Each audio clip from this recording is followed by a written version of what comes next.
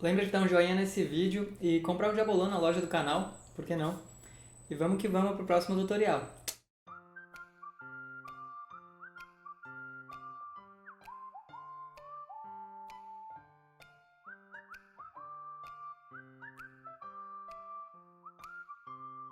Ok, o Suicídio Infinito é um pouco mais complexo que os outros tutoriais aqui no canal, os básicos, mas ele não é tão difícil de entender tecnicamente.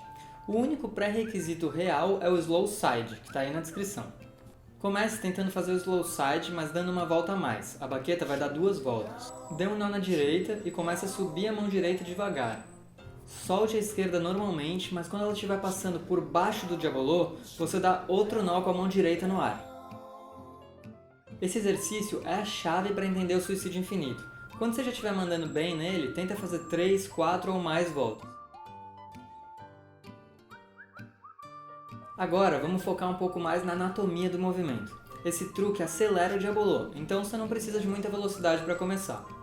Para manter o diabolô no ar, o controle está todo na sua mão direita.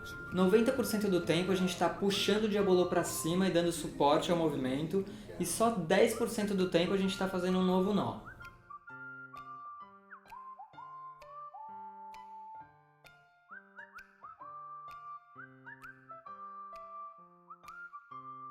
Presta atenção que o movimento não é circular, é como se fosse um ovo. Puxa, nó, puxa, nó, puxa, nó. É claro que existem infinitas formas de sair do truque, mas as mais simples são pegar a baqueta esquerda ou colocar a baqueta direita na frente da corda, formando um trapézio inverso. Um erro comum é ir devagar demais e esquecer de fazer um novo nó, aí o diabolô cai. Ou não fazer o movimento oval, o que dificulta manter o diabolô no ar. Se esse for o seu caso, tenta ter um pouco menos de ansiedade e lembrar que é mais importante puxar o diabolô para cima do que fazer o novo nó. Gosta do Malabarizes? Considere apoiar o projeto no Patreon ou no Apoia-se. Eu sou o Lucas Abduch e se você tem pensamentos suicidas, converse com alguém sobre isso, considere procurar ajuda. A vida vale a pena. A gente se vê daqui a pouco.